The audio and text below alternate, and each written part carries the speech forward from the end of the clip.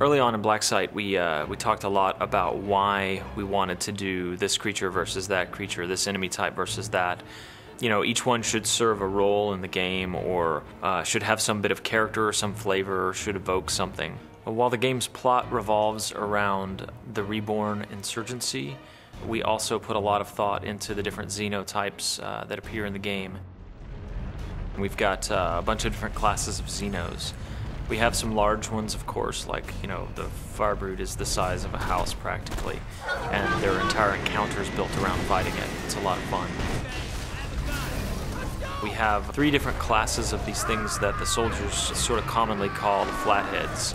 They're these massive worms that range in size from 8 feet. I think we have a 12-foot version, and then we have like a 25-foot version, and then we have one in the game that's just humongous. You fly around in a helicopter. We call it the Jumbo, and it's sort of crawled out in the middle of the night out of the ground, and its lower body, which you finally get to see, is wrapped around this massive bridge that collapses during the fight. And then we've got this thing called the Drudge, which the soldiers kind of commonly call Octopus Dog.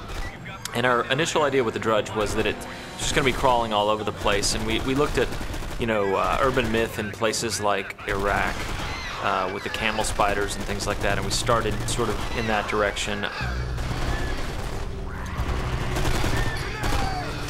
But what we ended up with was 2 different classes of the Drudge, and they climb and jump and run through the world.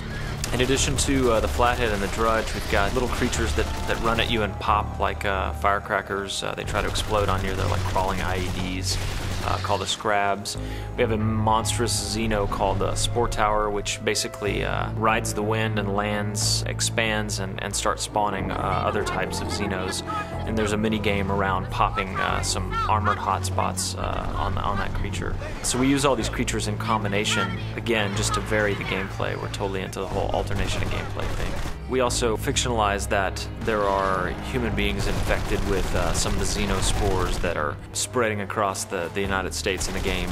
And we call the infected people, we call them bug-ridden. And the fiction of the game is largely allegorical to fears about global warming and global pandemics and things like that.